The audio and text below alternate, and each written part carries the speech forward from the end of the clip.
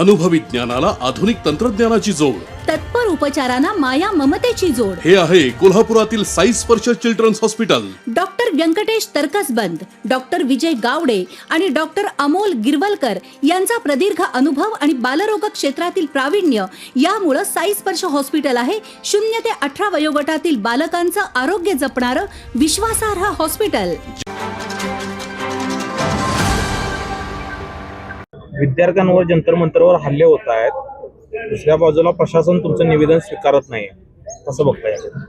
आता आपण पाहतोय की काल विद्यार्थ्यांना त्यांच्या न्याय हक्कासाठी लढत असताना अमानुषपणे मारहाण करण्यात आली.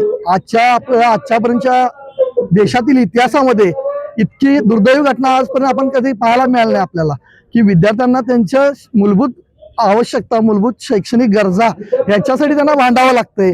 बरं, हे भांडत असताना आपण संविधानिक पद्धतीनं भांडत असताना अमानुषपणे ते जसे काही गुन्हेगार आहेत अशा प्रशासनानं, पोलीस प्रशासनानं त्यांना अमानुषपणे मारहाण केली.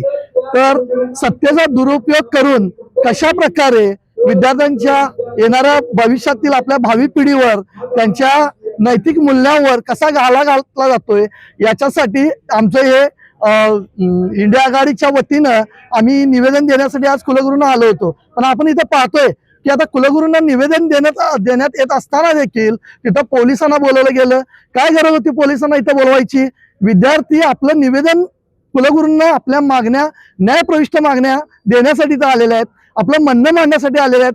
अशी नैतिक जबाबदारी न स्वीकारता त्यांना निवेदन स्वीकारलं गेलेलं नाही, किंबहुना त्यांना गेटवर अडवून तिथं पोलिसांच्याकडून त्यांना दूर करण्यात आलं. ही खरोखर लांछनास्पद बाब आहे. त्यामुळे आम्ही या शिक्षण मंडळाचा किंबहुना शिक्षण मंत्र्यांचा जाहीरपणे आम्ही इथं धिक्कार करतो.